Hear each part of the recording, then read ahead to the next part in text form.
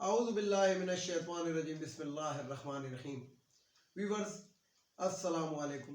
Viewers میں ہوں آپ کا میزبان سید احمد سمیع اور آپ دیکھ رہے ہیں سید احمد سمیع یوٹیوب چینل راولپنڈی اسلام آباد سے.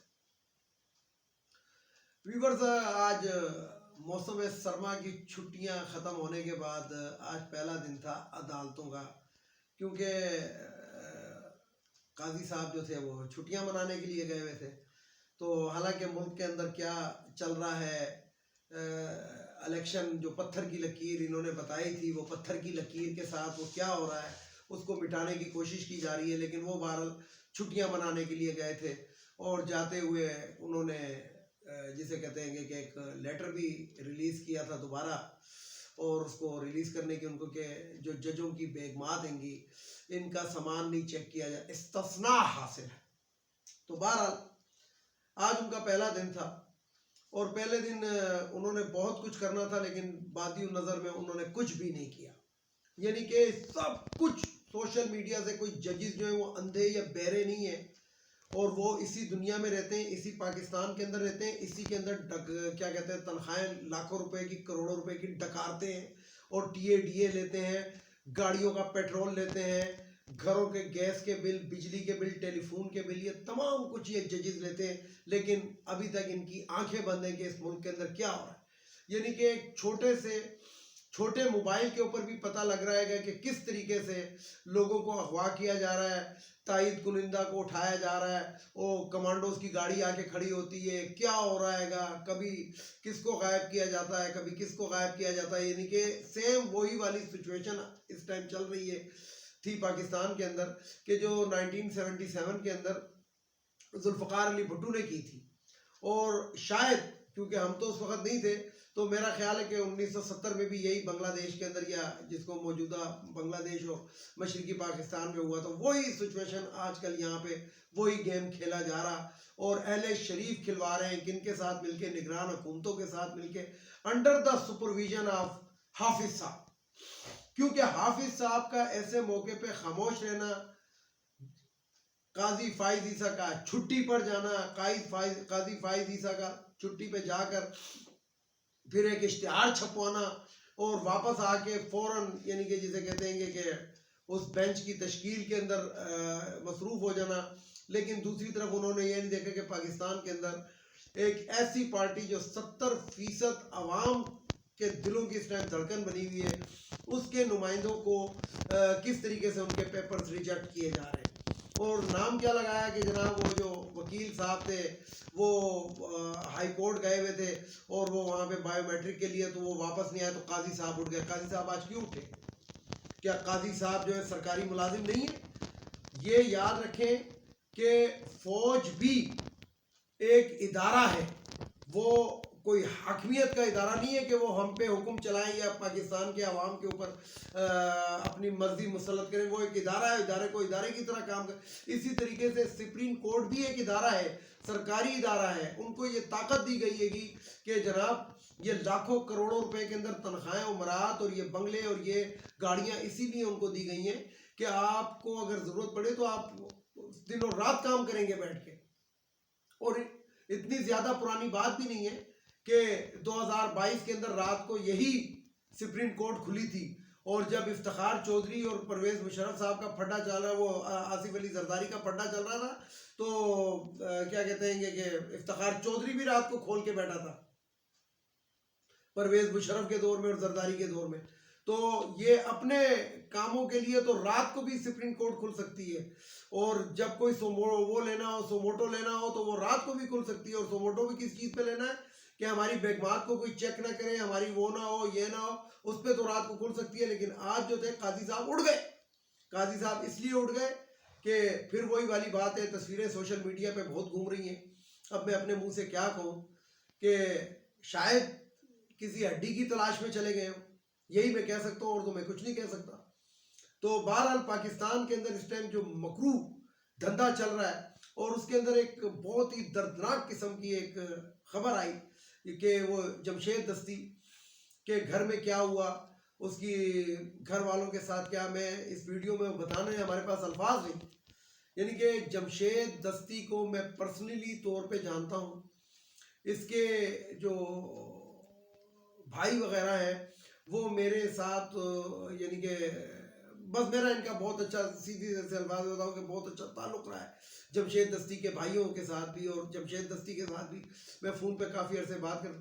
صرف وجہ کیا ہے اس کے ساتھ ایسا کیوں کہ بہت ہی غریب فیملی سے اس کا تعلق ہے. بے شک 2 دفعہ یا 3 دفعہ ایم این اے رہا، لیکن وہ بے انتہا غریب فیملی سے اس کا تعلق ہے، اس لیے اس کے ساتھ یہ ہوا. تو اور کس نے کروایا، اور اگر میں کہتا ہوں کسی نے بھی کروایا، لیکن کیا ایک ادارے کا سربراہ کا کام نہیں ہے کہ وہ اس کے اوپر ایکشن لے یا پوچھے یا وہ کرے. اسی طریقے سے کیا میں آپ کو بتاؤں کہ کیا یہ حافظ صاحب کا کام نہیں تھا کہ کم از کم زخم کے اوپر مرہم یا ایک فون بھی کیا جا سکتا تھا اور پوچھا جا سکتا تھا. اور باقاعدہ وہ انڈیا کی میں ایک فلم دیکھتا تھا، شورے نام تھا اس کا، تو اس کے اندر وہ کہتا ہے کہ اگر آرمی چاہے تو کیا نہیں کر سکتی، پاکستان کیا کہتے ہیں کہ پورے ملک کو کھود کے بندہ نکال سکتی ہے، یہ اس کے الفاظ تھے اس فلم کے.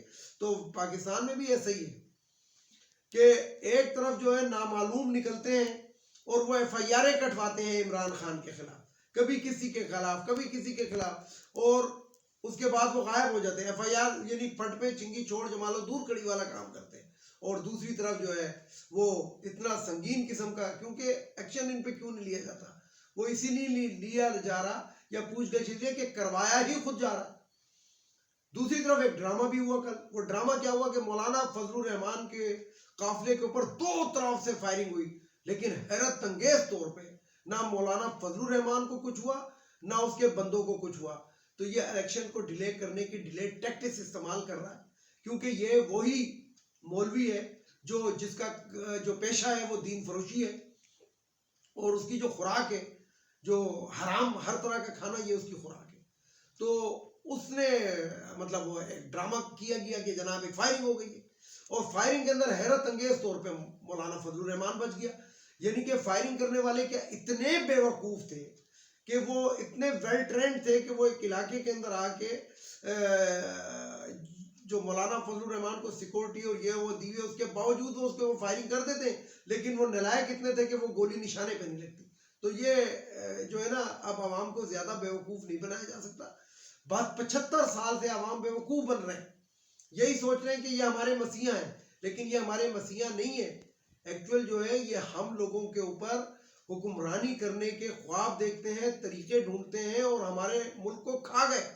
یعنی کہ ایک غریب کا بچہ جو ہے وہ اربوں روپے کا مقروض ہے، اور ان لوگوں کے جو بچے ہیں وہ کروڑوں روپے کے، اربوں روپے کے مالک ہیں.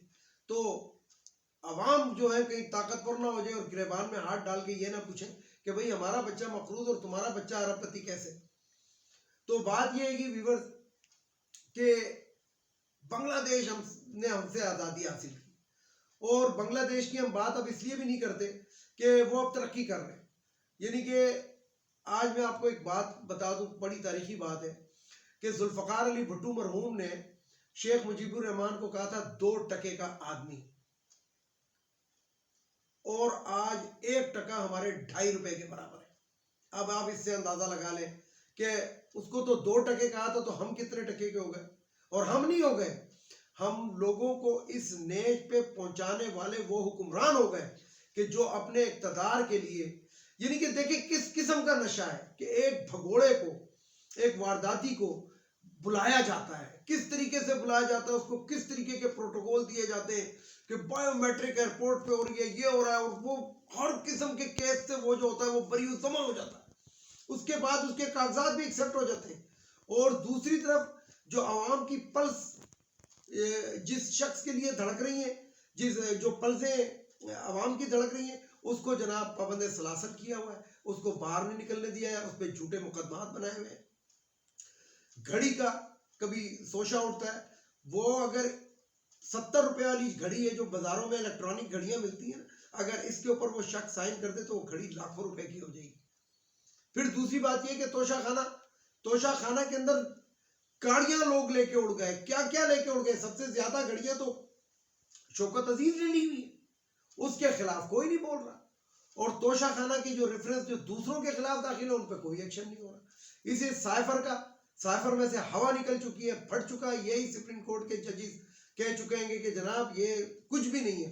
اس کے باوجود ابھی تک وہ بند ہے. جب اس کی ضمانت ہو گئی تو اس کو نہیں نکالا جا رہا. اور قاضی فائز عیسیٰ صاحب کی اگر طبیعت گراں نہ ہو تو اگر ان کا ٹائم پورا ہو گیا تو وہ اٹھ جاتے. یہ نہیں کہ قاضی صاحب یہ جو اربوں روپے تنخواہ و مراد کے سلسلے کے اندر جب سے یہ سپریم کورٹ کے جج بنے ہوئے لیے اس کو بھی ایک دن کے لیے حلال کر لیتے، نہ کہ وہی چیز اپنائے کہ یہ تو میری بیوی نے کمیٹیاں ڈال کر خریدا ہے. جناب ویڈیو کو لائک کریں، شیئر کریں، سبسکرائب کریں، بیل آئیکن کے بٹن کو ضرور دبائیں تاکہ میری نیکسٹ ویڈیو آپ کو مل سکے. بہرحال چلتے چلتے ایک بات آپ کو بتا دوں کہ عوام نے جس دن یہ ترازو اپنے ہاتھ میں لے لیا تو بہت پاکستان کے اندر کسی کو چھپنے کی جگہ نہیں ملی. پاکستان زندہ باد.